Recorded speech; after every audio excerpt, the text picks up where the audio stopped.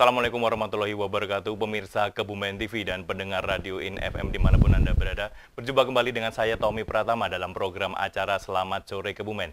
Dan Selamat Sore Kebumen pada episode kali ini akan membahas Kebumen selama tahun 2024, harapan dan tantangan di tahun 2025. Ada banyak prestasi dan penghargaan yang ditorehkan Kebumen selama tahun 2024. Terbaru di ujung tahun 2024, penyelenggaraan pelayanan publik Pemkab Kebumen meraih predikat prima dari Kemenpan RB. Meski ada banyak prestasi namun tidak dipungkiri tahun 2024 meninggalkan sejumlah PR. Nah, di awal tahun 2025 ini kita akan melihat kembali capaian Pemkab Kebumen selama tahun 2024. PR serta harapan dan tantangan di tahun 2025 bersama narasumber kita telah hadir di studio Kebumen TV. Selaku Kepala Bapeda Kabupaten Kebumen ini ada Bapak Bahrun Munawir setelah hadir di samping saya. Selamat siang Pak Bahrun Munawir. Selamat siang Mas Tommy. Gimana kabarnya hari ini? Alhamdulillah. Sehat? Sehat. Masih semangat ya? Harus semangat. Awal tahun ini ya. Monggo untuk disapa terlebih dahulu pemirsa Kebumen TV dan pendengar Radio In FM. Baik, selamat sore pemirsa Kebumen TV dimanapun Anda berada, termasuk juga para pendengar Radio In FM yang selalu setia mendengarkan channel radio kita tercinta yang sudah kayaknya udah berapa puluh tahun ya. Benar sekali. Baik, terima kasih atas kehadiran di studio Kebumen TV. Dan baik pemirsa Kebumen TV, apabila Anda ingin bergabung atau ingin menanyakan terkait dengan tema kita pada episode kali ini, yakni Kebumen selama tahun 2024, harapan dan tantangan di tahun 2025, Anda bisa langsung saja mengirimkan pertanyaan melalui WA di 08135357 Dan sebelum kita lanjut dengan obrolan dengan Bapak Bahrun Munawir, kita akan jeda pariwara terlebih dahulu. Tetap di Selamat Sore Kebumen.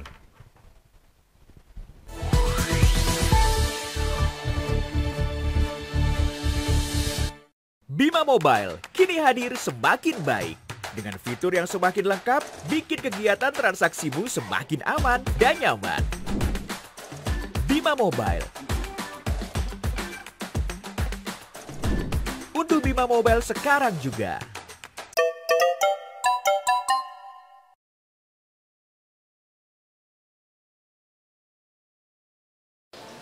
Berdasarkan data kepolisian, sampai dengan akhir tahun 2018 telah terjadi 27.910 korban tewas. Dari angka tersebut, 73% berasal dari pengendara sepeda motor. Oleh karena itu, mari kita berkendara dengan baik dan benar sesuai dengan peraturan yang berlaku.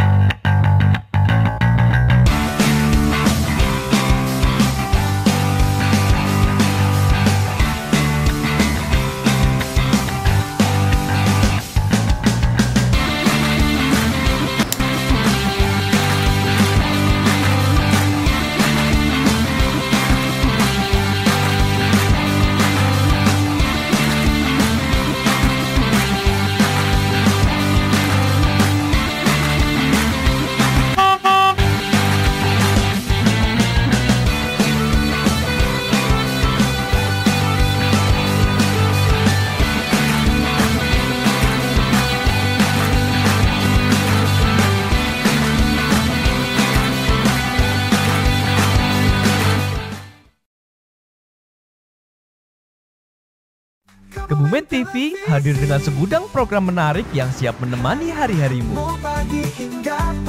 Dunia Dongeng. Ajak si kecil berpetualang ke dunia fantasi, cerita-cerita menarik akan membuat imajinasi anak-anak semakin berkembang. Ada Kak Rati dan juga Kak Nanda. Bersama Kak Rati dan Kak Nanda setiap hari Minggu pukul 2 siang. Kendang Galak. Kembali lagi di Kendang Galak, bikin Kamu pecinta dangdut? Goyangkan badanmu dengan lagu-lagu terbaru. Kirim salam untuk orang tersayang melalui program Kendang Galak. Setiap Senin dan Rabu pukul 8 malam.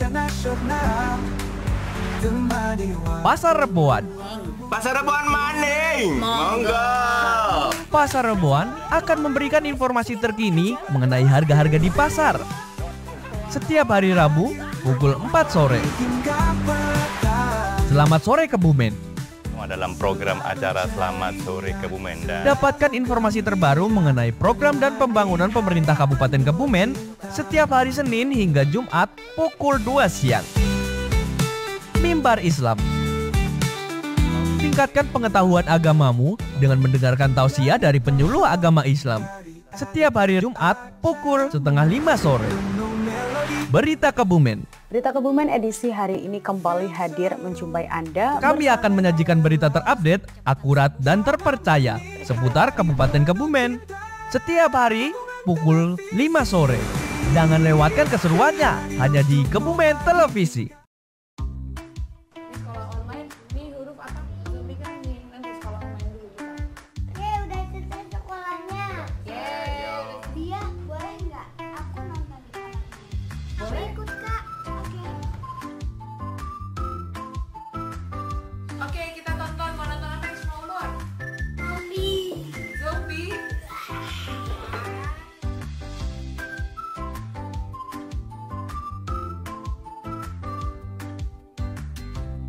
Hey, lagi pada nonton apa nih? Lagi nonton Talak 3. Talak 3 itu film klasifikasi untuk usia 17 tahun ke atas. Nah, kamu baru 13 tahun. Jadi nggak boleh. Yang ini bukan film. Nah, Ayo, makan apa? Talak 3. Kamu sama Kala nggak bisa nonton barengan, umurnya kan beda, ya. Jadi kamu nonton sama adik-adik aja, ya. Kamu nonton cuma sama dia lo ya, oke. oke? Ya. Yuk. Awalnya jidul.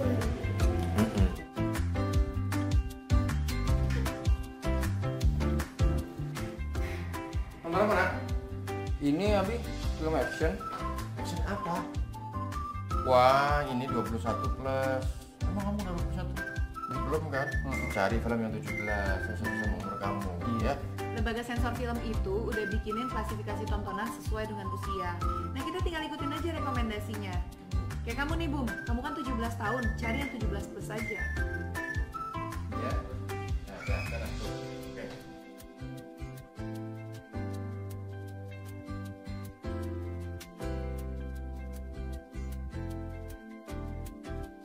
Betul, pastikan Anda memilah dan memilih tontonan sesuai dengan klasifikasi usia anggota keluarga Anda.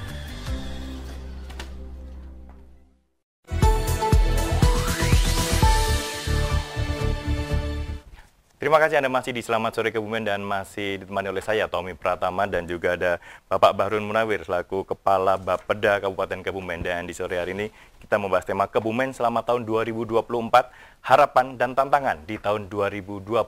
Dan saya ingatkan kembali bagi Anda, pemirsa Kebumen TV dan pendengar Radio In FM, apabila ingin bergabung bersama kami, langsung saja menanyakan terkait dengan tema kita di 08135357 Dan tayangan ini dipancar luaskan melalui channel YouTube Kebumen TV. Baik, langsung saja kita awali. Ini saya mau mengucapkan selamat tahun baru dulu, Pak ya. Selamat tahun baru 2025 ini. Semoga di tahun ini apa ya, capaian-capaian lebih banyak lagi untuk Kabupaten Kebumen, Amin, Pak ya. Amin, amin. Ya, oke. Betul, betul. Ini saya langsung ingin menanyakan ke Pak Bahrun, Pak. ya. Capaian kinerja. Ah. Langsung banget ya saya. Capaian kinerja daerah tahun 2024 di Kabupaten Kebumen itu seperti apa dan pertumbuhan ekonominya seperti apa daripada tahun-tahun sebelumnya itu seperti apa? Mungkin bisa diceritakan, monggo. Oke, Mas Tommy, Yeah. saya juga mau izin nih, ingin Yeah. menyapa pemirsa Yeah. juga pendengar. Yeah. Tentunya selamat tahun baru Yeah. 2025, tambah semangat, Amin. kita semakin bisa memanfaatkan semua Potensi, betul semua sekali. hal, tentunya untuk hal-hal yang positif. Yeah. Kemudian hal-hal yang mungkin kita sudah alami di tahun 2024. Nah, tentunya banyak hal, termasuk hal-hal yang mungkin kita masih perlu tingkatin nih, perlu Betul. optimalkan. Nah, maka tentunya evaluasi-evaluasi tersebut sebagai bahan evaluasi, Ya. bahan masukan, nah, yang biar kita sebagai diri sendiri pribadi ataupun selaku institusi di pemerintahan bisa lebih Semangat ya. Betul lebih sekali. baik, Ya. nah, lebih maju tentunya. Betul sekali. Oke, terkait tadi nih pertanyaannya. Capaian kinerja. Capaian udah ngapain aja nih kita di 2024? Tentunya Ya. banyak hal dari Ya. semua urusan kita ampu, mulai dari pendidikan, kesehatan, Ya. terutama urusan wajib, Ya. baik itu yang terkait dengan pelayanan dasar ataupun yang non pelayanan dasar ataupun urusan pilihan, banyak hal yang sudah kita lakukan. Cuma ya biasa yang terlihat itu oleh kita secara kasat mata tentunya biasanya ini udah bangun apa nih? Nah, iya. Biasanya begitu kan. Masyarakat kan pasti lihatnya ini iya. bangun apa nih? Kok yang Biasanya- dibangun sana toh, nah itu betul. dia. Biasanya yang fisik Ya. terlihat Ya. ya. Nah, kalau saya amati pada saat kita belanja masalah dan lain sebagainya, itu muncul bahwa satu yang sangat diharapkan masyarakat sudah bangun jalan nah, betul kan? Nah, infrastruktur apa saja nih. Ya memang selama kurun waktu 2024 kita sudah banyak membangun ruas-ruas jalan yang tentunya di pelosok-pelosok juga, termasuk di perkotaan. Yang di pelosok-pelosok itu ada di ruas jalan Jogosimo Tegal Retno, kemudian Jatinegara Purbowangi, kemudian juga ruas jalan mana itu Gombong Kuarasan. Beberapa spot-spot itu kita lakukan juga, kemudian juga jalan Sokakliro. Nah, kemudian ada beberapa ruas jalan lain juga. Nah, kemudian di kota yang tentunya kita lakukan pembenahan, nah itu saluran drainase, kemudian, nah ini saluran drainase itu tidak hanya kita perbaiki saluran drainasenya saja, karena di atasnya kan juga kita rapikan pedestrian untuk di pelebaran, kemudian juga kita bisa nikmati sekarang salah satu menjadi ikon, nah mungkin destinasi wisata baru kan? Iya baru, iya boleh. Nah, itu juga di alun-alun Kebumen, kemudian koridor Morosuta juga. Nah, jadi tentunya hal ini hal-hal yang secara fisik kita lihat. Walaupun tadi ada secara makro, secara makro, contoh pertumbuhan ekonomi kita bagaimana sih? Kalau tadi kan secara fisik gitu. Kalau secara makro kita punya pertumbuhan ekonomi sekarang itu di 5,6. Nah, ini lebih tinggi daripada pertumbuhan ekonomi baik pusat ataupun provinsi.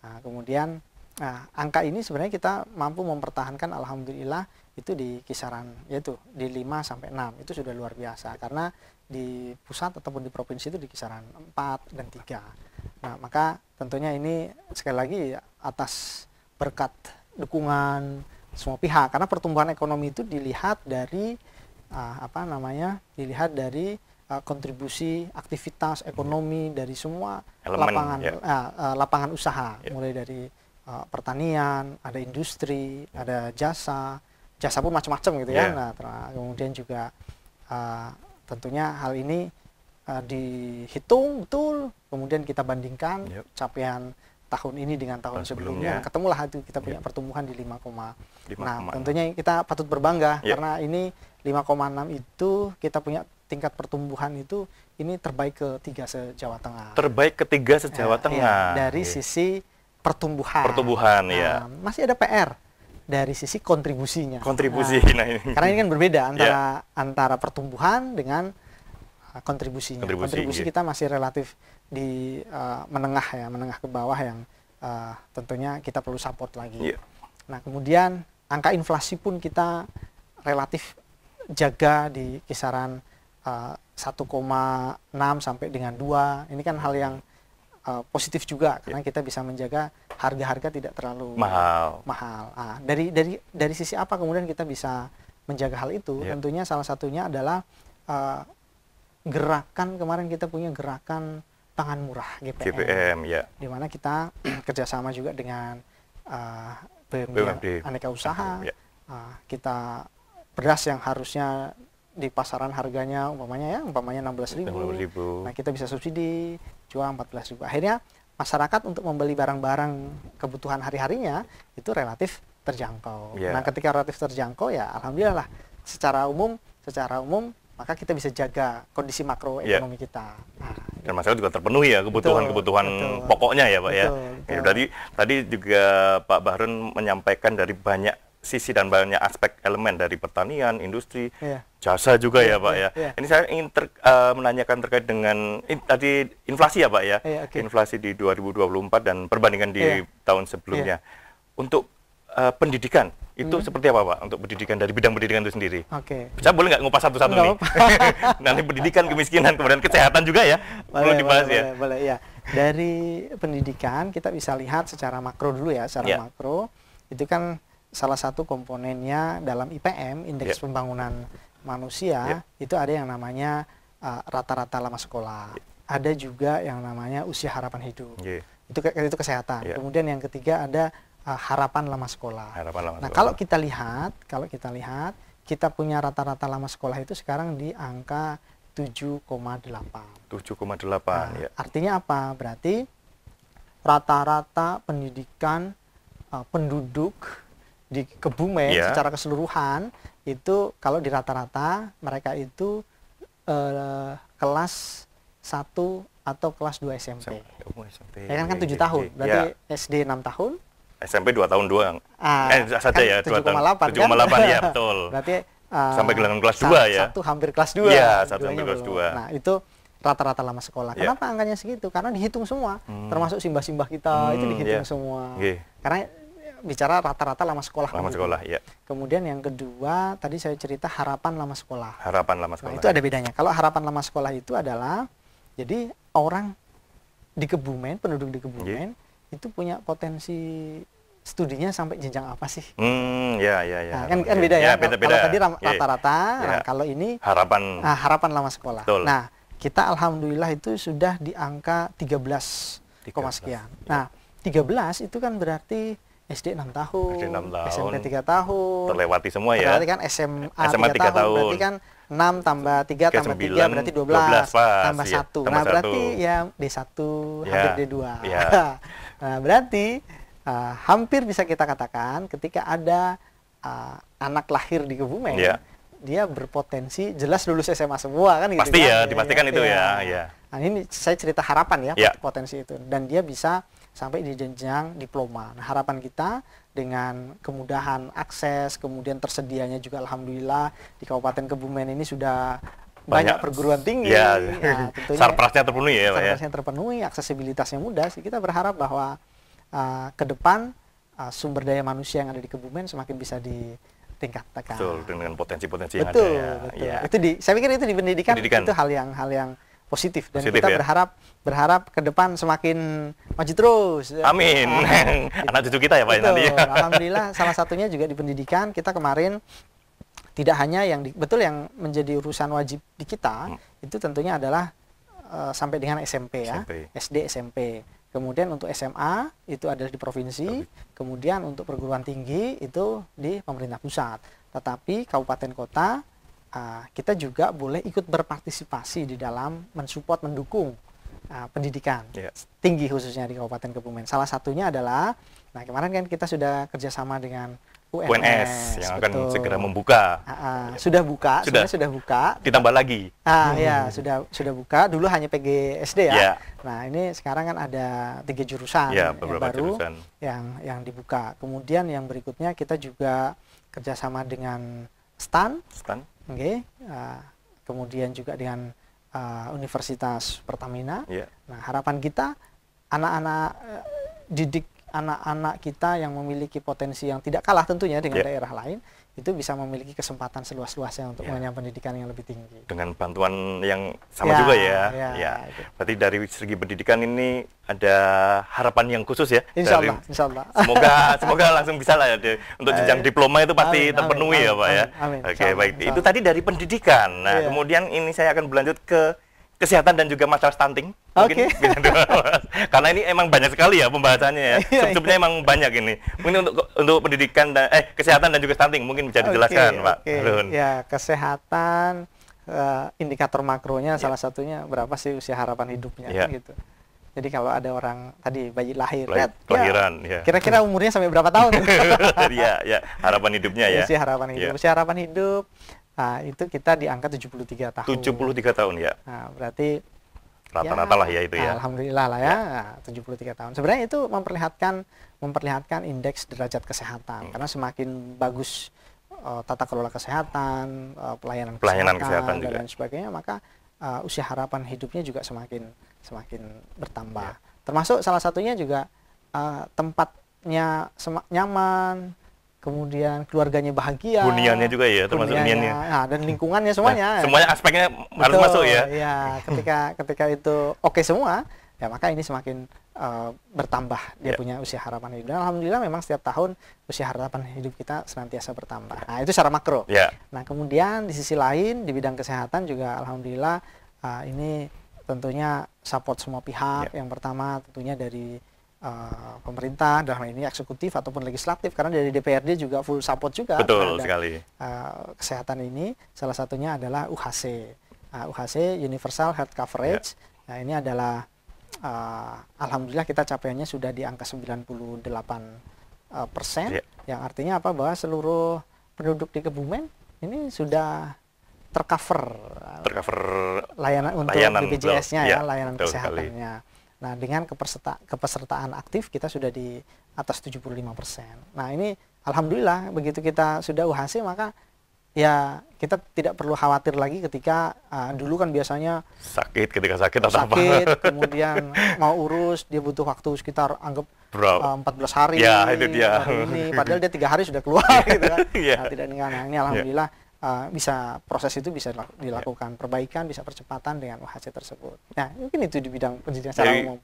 Dari kesehatan ya, pendidikan dan kesehatan tadi sudah dikupas oleh Bapak Bahrun, namun sepertinya makin menarik nih karena nanti akan banyak topik lagi yang akan kita bahas, termasuk dari kemiskinan tentunya, kemudian pariwisata dan juga beberapanya infrastruktur jalan. Namun kita jeda terlebih dahulu, jangan kemana, tetap di Selamat Sore Kebumen.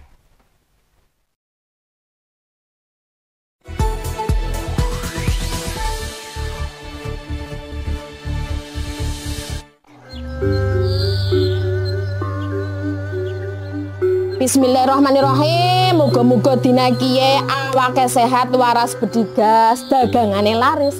Laris manis Tanjung Kempul, dagangane laris, duite pada kumpul kenanggo kondangan.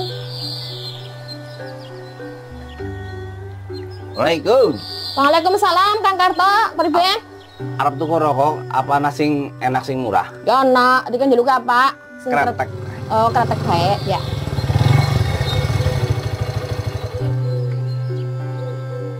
Assalamualaikum. Waalaikumsalam.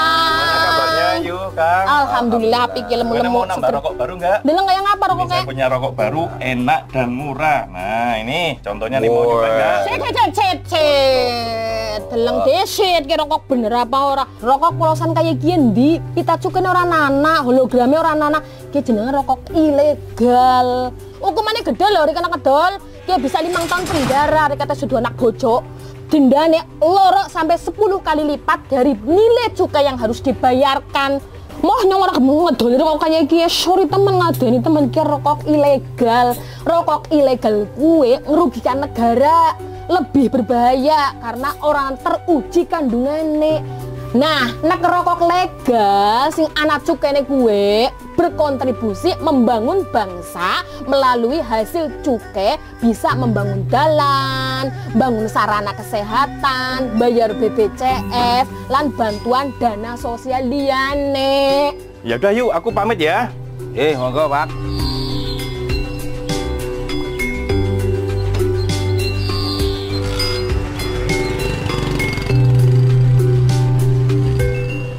Don Wandit tuku rokok ilegal. Iyalah iya ora tuku nyong.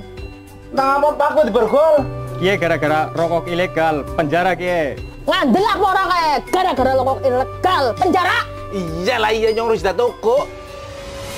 Bantu kami untuk mensukseskan program Gempur Rokok Ilegal dengan cara melaporkan jika menemukan rokok tanpa pita cukai, rokok dengan pita cukai palsu, dan rokok dengan pita cukai bekas. Laporkan melalui WhatsApp di 0811 2822 281 atau menghubungi Bravo Bea Cukai di nomor 1500225. Ayo, gempur rokok ilegal. Bima Mobile kini hadir semakin baik. Dengan fitur yang semakin lengkap, bikin kegiatan transaksimu semakin aman dan nyaman. Bima Mobile. Unduh Bima Mobile sekarang juga.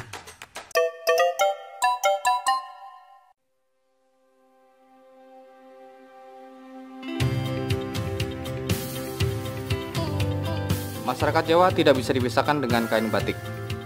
Di daerah Jawa Tengah mungkin lebih dahulu populer batik Pekalongan, Solo, Semarang maupun Lasem di Rembang. Tetapi tidak hanya kota-kota tersebut, Kabupaten Kebumen juga mempunyai tradisi membatik yang sejarahnya sudah cukup panjang. Gembak Sekti atau Tanuraksan sudah terkenal sebagai sentra pembuatan batik di Kebumen. Tapi mungkin belum banyak yang mengetahui bahwa lokasi pembuatan batik di Kebumen tidak hanya di Desa Gembak Sekti, ada juga di Desa Jemur, Kecamatan Pejaguan, dan juga Desa Seliling di Kecamatan Alian. Kedua lokasi itu juga adalah penghasil batik, terutama batik tulis bermotif khas Kebumen.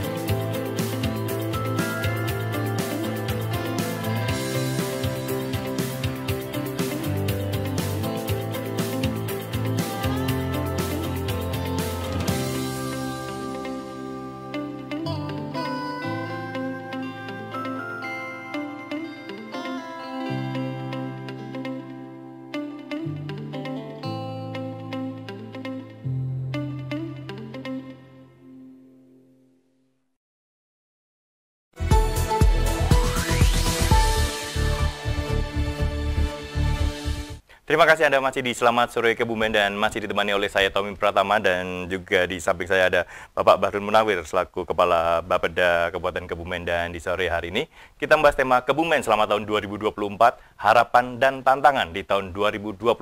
Tadi di segmen sebelumnya kita sudah membahas terkait dengan inflasi dan beberapa catatan penting dari berbagai sub nih, dari pendidikan, kemudian kesehatan. Ini sekarang saya akan berlanjut terkait dengan kemiskinan. Nah, ini yang mungkin di masyarakat umum menjadi topik pembicaraan ya Pak ya. Betul, mungkin betul. Bisa diceritakan atau dijelaskan lagi di tahun 2020 seperti apa ini Kabupaten Kebumen? Iya, baik. Ya. Jadi kemiskinan di Kabupaten Kebumen alhamdulillah tahun 2024 kita berhasil menurunkan angka kemiskinan itu sebesar 0,6. 0,68%. 0,68% itu sebelumnya dari angka 16,34 saat ini menjadi 15,71. Nah, ya 15,71 itu sama dengan sekitar 187.000. Jadi masih ada masyarakat di Kabupaten Kebumen sejumlah 187.000 yang berada di bawah garis kemiskinan. Oke, ini kan kadang pada tanya-tanya. Ya, itu dia. Bisa aja nih garis kemiskinan itu kepiye? Batasan izin kepiye? Kepiye yang gimana? Gitu. Tolak ukurnya tuh apa? Atau mungkin apa ya? Ya tolak ukur lah. Mungkin kalau masyarakat secara umum tolak ukur ini apa sih kok Kebumen bisa disebut sebagai daerah miskin seperti itu, Pak? Betul. Ya, makanya garis kemiskinan itu sebenarnya dihitung berdasarkan itu ada garis kemiskinan non makanan, ada juga garis kemiskinan makanan. Nah, dua-duanya itu memang dihitung berdasarkan basic need approach. Basic need itu kan kebutuhan pokok. Approach itu pendekatan. Jadi pendekatannya adalah didasarkan pada berapa rupiah yang dikeluarkan oleh masyarakat, yang dibelanjakan, yang dikonsumsi oleh masyarakat untuk memenuhi kebutuhan hidupnya yang disetarakan dengan 2.100 kilokalori per hari. Gitu. Nah, dan mencukupi untuk protein itu sekitar 56 gram. Nah, berapa itu angkanya? Iya nih, ini saya juga nyimak banget ini. Berapa tuh angkanya? Angkanya itu di kita di 471.000. 471.000. Iya, itu 471.000 Kalau lengkapnya 471.824. Luar biasa. Itu lengkapnya. Ya, lengkapnya. Tapi anggaplah 471 ya, ya. Nah, gimana maksudnya 471? 471.000 itu adalah sudah per kapita ya. Per kapita ya. Per kapita. Jadi per kapita artinya per orang. Ya. Jadi kalau dalam satu rumah tangga, ya. Satu rumah tangga ada 4 orang, ada bapak, ada ibu, ada anak 2, maka kalau ini 471 kali 4, maka itu adalah pengeluaran minimal. Minimal ya. Kan gitu kan? Ya, betul sekali. Karena kalau dia pengeluarannya di bawah angka ini 471, maka dia masuk kategori miskin. Gitu. Oh, iya. Nah, jadi ya silakan ditambahkan dulu. Iya. Dilengkapi dulu. Jadi ketika dia anggap di satu orang itu ternyata 300.000. Wah, 300.000 dia. Iya, 300.000. Nah, karena dia di bawah garis kemiskinan, dia miskin. Nah, pertanyaannya adalah balik lagi. Lah, itu pengeluarannya yang dihitung apa saja sih? Nah, yang menghitung siapa? Indikatornya apa indikatornya apa saja? Ya, nah, itu dia. Yang saya sekaligus Mas Tommy, saya terima kasih sekali dalam kesempatan ini juga kami ingin menyampaikan agar ini sekaligus bisa memberikan informasi kepada masyarakat bahwa yang menghitung itu adalah BPS. BPS punya mitra, tetapi intinya itu BPS lah dia ya, BPS yang menghitung. Nah, apa saja yang ditanyakan? Yang ditanyakan itu adalah tadi makanan ataupun non makanan. Non makanan, ya. Yang makanan itu yang ditanya, Mas Tommy, konsumsinya apa gitu ya. Per kalorinya berapa itu tadi ya. Sebenarnya nggak ditanya kalorinya berapa, enggak. Jadi kirain sampai itu rinci. Mas Tommy hari ini makan apa gitu. Atau seminggu terakhir makan apa gitu. Oh, saya makannya ini. Biasanya sehari makan berapa kali gitu kan. Umpamanya Mas Tommy akan jawab, saya ya hari-hari biasalah, kadang 2, kadang 3 gitu. Terus saya tanya lagi, Mas Tommy makannya pakai apa? Oh, mengandung protein atau tidak tadi ya? Terkait dengan lauk pauknya ya. Terus Mas Tommy jawab, saya makannya tempe atau saya makannya daging. Terus saya tanya, Mas Tommy nggak makan ikan? Oh, iya. Karena apa? Karena itu ada 52 komoditas. Di sana ada yang padi-padian, ada umbi-umbian, ada ikan pun macam-macam.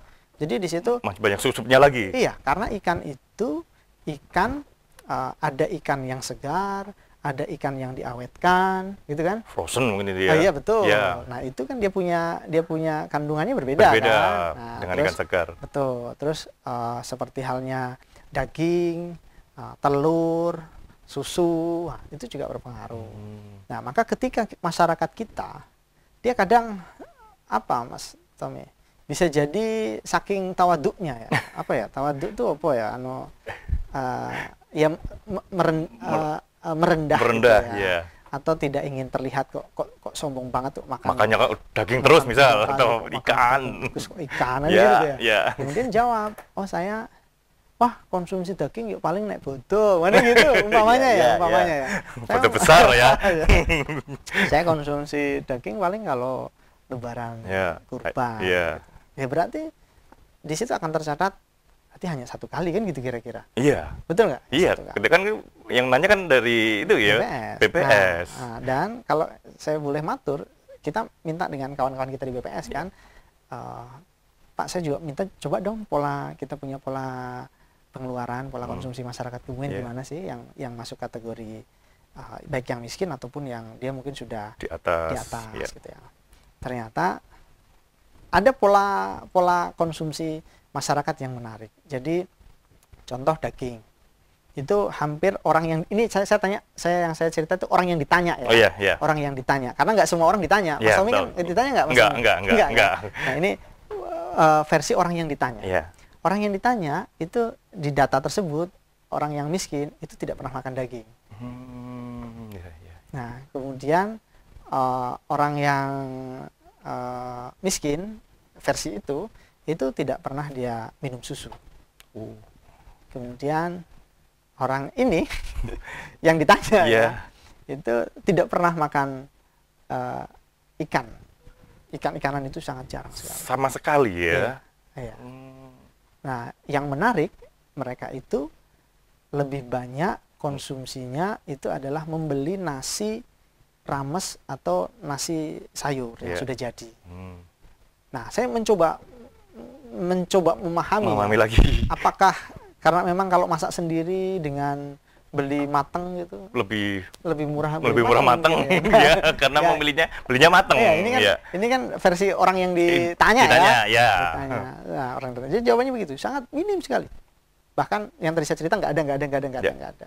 Jadi kalau tempe ada, nasi ada, tapi kalau tadi susu enggak, daging enggak, ikan pun itu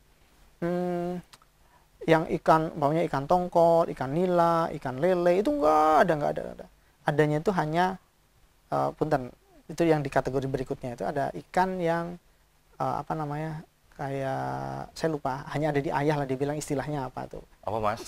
Orang ayah itu Pak. Apa gitu saya gitu. Saya tanya itu ikan apa itu, saya tanya gitu.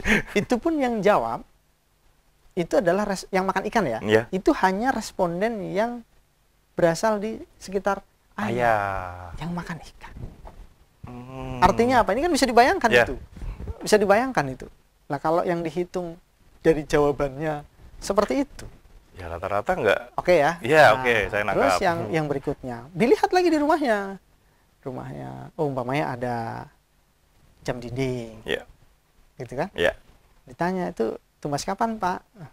Oh, wingi. Oh, ya. Itu sudah non makanan karena dia ada pengeluaran untuk membeli barang kan. Barang, ya. Ada umpamanya ada barang-barang itu dicatat di situ, dicatat semuanya. Lah, yang menarik lagi, orang-orang yang masuk kategori di bawah garis kemiskinan itu kalau di rata-rata mungkin setahun hanya sebagian kecil yang beli baju satu kali. Jangan-jangan pas Lebaran ini, Pak? Kira-kira begitu. Itu pun sedikit. Artinya apa? Jadi antara 0 sampai 1 itu kalau dihitung-hitung rata-rata. Dikit banget loh itu, angka yang kecil itu, Pak. Betul. Berarti teman-teman saudara-saudara kita itu mungkin dalam 1 tahun bajunya dikasih. Atau kalaupun dia beli hanya sekali. Itu pun Bapak Ibu juga masyarakat yang ini ya, itu yang kalaupun dia diberi, itu tetap dicatat oleh teman-teman BPS. Oh ya, pemberian ya. Pemberian, sumbernya dari pemberian. Nah, ini saya membayangkan gitu ya. Ini antara bisa jadi karena kita yang kurang mengedukasi bahwa ini loh ternyata jawaban dari survei responden itu sangat mempengaruhi nilai, sangat mempengaruhi hasil dari angka kemiskinan. Nah, teman-teman sekalian, Bapak Ibu, jadi angka kemiskinan kita itu ditentukan oleh respondennya itu ada 910 rumah tangga. 910 rumah tangga. Ini yang di tahun lalu ya, di tahun 910 rumah tangga. Kalau 910 rumah tangga ini jawabannya kira-kira seperti yang tadi kita cerita, kita bahas gitu ya. Nah, maka ya inilah kita masih di angka 15,71% itu. Ada 187.000 yang masih kategori miskin. Nah, ini PR sendiri ya. PR sendiri. Nah, ini yang ingin selanjutnya saya tanyakan, peran pemerintah atau peran masyarakat atau mungkin dari pihak swasta yang sudah bekerja sama seperti apa ini? Betul. Maka sebenarnya kalau dari pemerintah, dari pihak swasta, dari masyarakat sendiri itu sebenarnya saya pikir tidak kurang-kurang untuk support saudara-saudara kita yang membutuhkan. Dari pemerintah jelas kita punya program banyak ya, mulai dari kita punya RTLH, kita punya beasiswa-siswa miskin, kita punya tadi untuk gerakan pangan murah, macam-macam kita punya. Nah, dari swasta pun ataupun dari lembaga-lembaga lain kita punya Basnas yang luar biasa, dia support kita, perbankan juga dia alokasikan CSR ke sana.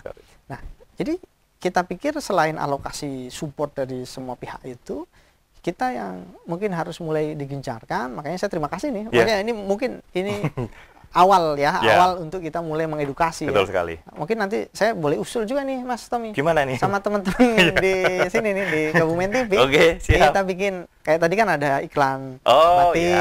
Betul. Ada apa? Sesekali itu kayaknya perlu juga kita bikin iklan layanan masyarakat tentang kemiskinan. Oke. Ternyata jawaban itu berpengaruh loh. Jadi 910 siapapun itu kita nggak tahu. Siapapun itu kita nggak tahu. 910 rumah tangga itu mewakili, betul nggak? Ya, mewakili hampir 1,5 sekarang, 1,5 penduduk di Kabupaten Kebumen. Kebumen. Ya, Bener nggak? ya, bener Jadi sekali. kalau jawabannya punten ya, Mas jenengan dahare ping pinten? Ping setunggal. Lalu agem Pengaruh. lawe nopo? Lah, Tempe atau apa? Cuman saya nggih. Iki mangke tadi umpamane lah. Nggih umpamanya Enten lain apa enten pripun, nih, ya. enten sayur. Mosok mboten nate ngagem Telur atau telur apa atau daging ya. atau apa. Lah mboten. Nanti ditanya lagi umpamanya. Napa jenengan pangapunten Pak? Muslim. Apa enggak ikut yasinan apa kenduri apa tahlil? Nah, itu dia. Kan biasanya kan ada ya, kan? ada. Nah, Ya, ada ya, kan? ya. Nah, kalau umpamanya jawab lagi, mboten nate umpamanya gitu ya. Aduh. Umpamanya ya, Ya, kita ya, cerita ya, umpamanya gitu ya. ya. Maka yang terjadi ya itu hasilnya begitu. Ya. Nah, maka ketika banyak pertanyaan, banyak klaim ya, saya Klaim, cerita. ya. Kenapa kita punya angka pertumbuhan ekonomi bagus, kita inflasi kita jaga, Tapi gitu. Kita punya program-program bagus dan selain-lain, pokoknya trennya positif semua, trennya positif baik semua, kan gitu kan, Ya, positif semua. Positif semua. Tapi kenapa nggak berbanding lurus dengan angka kemiskinan? Nah, itu dia kan. Karena apa? Karena begitu. Nah. Karena murni pure itu didasarkan pada hasil survei yang dilakukan oleh BPS. Yang menjawab itu adalah kita punya masyarakat saudara-saudara kita. Maka tentunya sekaligus ini saya menghimbau ke semua saudara-saudara kita masyarakat Kebumen yang mungkin besok nih bentar lagi lah kira-kira. Nah, biasanya dilakukan di bulan-bulan apa nih, Pak? Di bulan-bulan Februari, Maret. Tapi karena Maret besok ada puasa ya, mungkin nanti dimajukan di bulan Februari. Yeah. Nah, siapa tahu? Salah satunya yang ditanya. Nah, dari masyarakat Kebumen dilalah ini menjadi salah satu responden. Kami berharap juga sampaikan kondisi yang seadanya, sejujurnya, termasuk kalau memang mendapatkan sesuatu dikasih bantuan diberi. Nah, itu juga mohon diceritakan. Karena apapun itu dihitung, Mas Tommy. Itu dihitung. Kayak tadi saya cerita beli kaos kaki apa tidak dihitung. Ada sabun mandi, ada odol, ada ini, ada atau tidak. Itu semua dihitung. Karena petugas menginput by data yang dia diterima ya. Betul. Jadi ketika inputnya terbatas, hasilnya juga kira-kira begini. Nah, maka kami juga berharap selain dari pemerintah berupaya membantu, mensupport, mengurangi beban pengeluaran, berusaha meningkatkan pendapatan. Gitu kan. Kemudian dari teman-teman stakeholders yang lain itu ada umpamanya di situ ada Basnas, ada Lazis, ada perguruan tinggi, ada perbankan, semua support ke bantu masyarakat miskin. Kita juga berharap masyarakat kita yang kebetulan yang tadi jadi responden juga memberikan informasi yang yang terbaik lah. Termasuk ada kondisi, saya dapat cerita lagi. Gimana nih? Itu kan tadi yang kira-kira posisi merendah. Ada juga yang merendah juga dalam konteks beliau ini sebenarnya mampu. Dari sisi semuanya mampu. Karena ini yang disurvei bukan hanya yang miskin loh ya. Karena semua golongan ya. Iya, kalau bicara desil, desil 1 sampai desil 10. Desil 1 ini mungkin sangat miskin, hampir miskin, rentan miskin, yang desil 5 ke atas sampai desil 10 itu orang-orang yang lebih mampu gitu ya. Itu desil 5, desil 6, desil 7 itu pun juga ditanya. Jadi ada juga pegawai yang ditanya, ada juga karyawan yang ditanya, mungkin ada juga karyawan Kebumen TV yang ditanya, saya nggak tahu. Jadi memang merata ya, survei itu memang merata respondennya, walaupun random tapi merata, nggak semua yang nyun sewu miskin toh. Nah, jadi kita berharap juga semuanya terbuka. Karena ada kondisi di mana saya dapat informasi itu dari teman-teman BPS, ada yang dia khawatir apabila dia menyampaikan, dia tanya pengeluarannya buat ini, penghasilannya sekian, gini. Khawatir apabila dia sampaikan itu kemudian nanti kena punten, datengin pajak, kayak gitu. Jadi dia yang mampu pun, jadi ini bukan hanya yang bawah ini, yang mampu pun itu ternyata juga, tidak secara terbuka cerita. Nah, padahal ini tidak ada hubungannya ini dengan pajak. Tidak ada hubungannya dengan pajak. Ini murni untuk menghitung rata-rata pengeluaran masyarakat tadi untuk memenuhi kebutuhan hidupnya yang disetarakan. Nah, kira-kira dengan tadi 2100 kilokalori. Jadi sudah terbuka ya ini pemirsa dan para pendengar Radio In FM, bagaimana tadi penghitungan ini kenapa bisa dikatakan miskin. nggak cuma dilihat dari pembangunan kayaknya sana sini ada berbagai pembangunan, tapi kok masih miskin. Nah itu tadi sudah dijelaskan secara detail oleh Bapak Bahrun Munawir ini.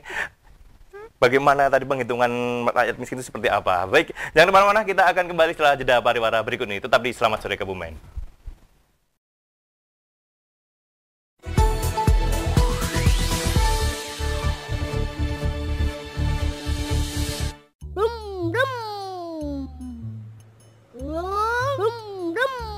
Boom, boom, boom, boom, boom, boom, boom, boom, boom. Hah? Brum, brum, brum. Boom.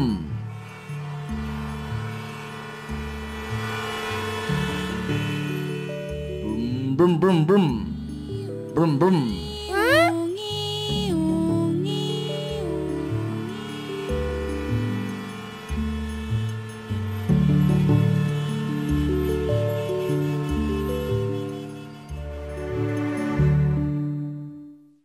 Bima Mobile kini hadir semakin baik.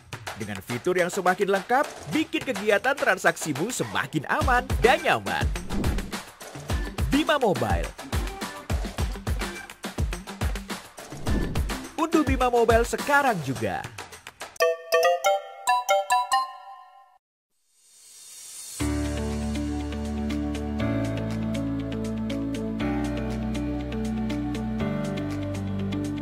Saatnya menikmati kuliner khas Kebumen yang khusus hanya ada di pagi hari. Menu sarapan utama nih yang wajib dicoba saat berkunjung ke Kebumen. Jika Solo mempunyai nasi lewet dan Pekalongan mempunyai nasi megono, maka di Kebumen Anda bisa menikmati nasi penggel. Penggel merujuk pada nasi yang dikepal menjadi bentuk bulat seukuran bola pingpong.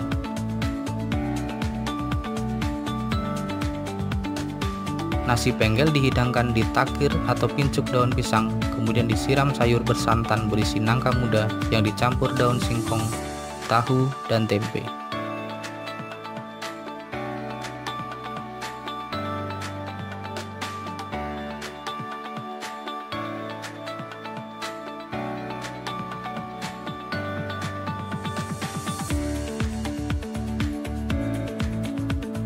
Pusat jajanan nasi penggel Kebumen yang otentik ada di Gunung Sari, Kecamatan Pejaguan. Tepatnya di sebelah barat Jembatan Tembana, yang di bawahnya mengalir Sungai Lukulo.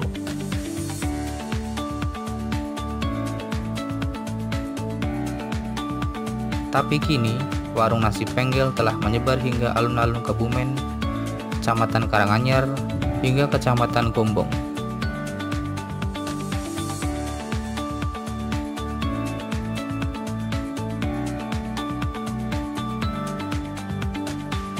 Rasa nasi penggel yang gurih dan pedas dari gigitan cabai ditemani pilihan lauk yang beragam akan membawa rasa rindu pada suasana pagi hari di Kebumen.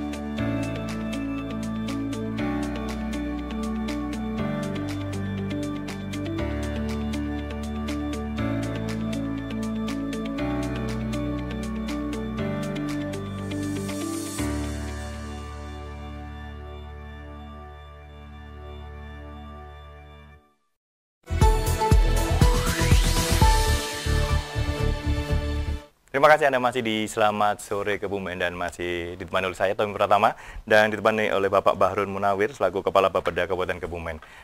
Tema kita, Kebumen selama tahun 2024, harapan dan tantangan di tahun 2025. Tadi di segmen-segmen sebelumnya sangat menarik ya, terkait tadi di segmen sebelum ini malah yang sangat menarik terkait dengan kemiskinan. Ini selanjutnya Pak, saya ingin bertanya terkait dengan pariwisata. Nah, ini kan kemarin gencar nih, Geopark Kebumen, Geopark Kebumen. Nah, ini mungkin bisa dijelaskan lebih. Pak Bermonggo, silakan Bapak. Alhamdulillah. Yang menjadi menarik karena Geopark Kebumen itu mungkin di antara geopark lain di Indonesia, ini bisa dibilang kita memiliki keunggulan. Keunggulannya adalah lengkap. Ya. Jadi mulai dari jenis, kalau kita bicara batuan ya, mulai dari jenis batuan yang dari 117 juta tahun yang lalu sampai yang termuda itu di 50-an juta tahun yang lalu.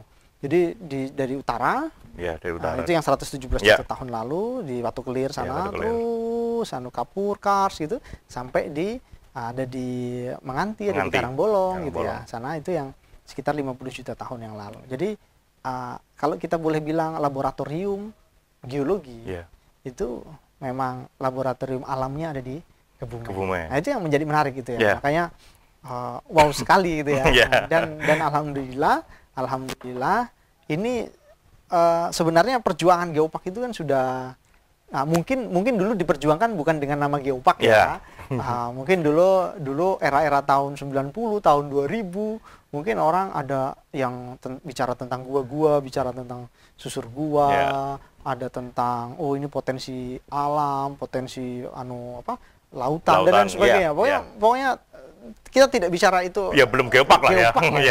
Maka sebenarnya kalau kita mau jujur, kita mau boleh bilang bahwa sebenarnya inisiasi ini sudah sejak lama dilakukan. Tetapi dengan keluarnya Perpres yang diatur tentang taman bumi, tentang geopark, kemudian juga secara nasional ataupun internasional ini sudah mulai ramai tentang geopark, maka geopark Kebumen rasanya menjadi spesial Dan alhamdulillah kenapa harus melalui geopark?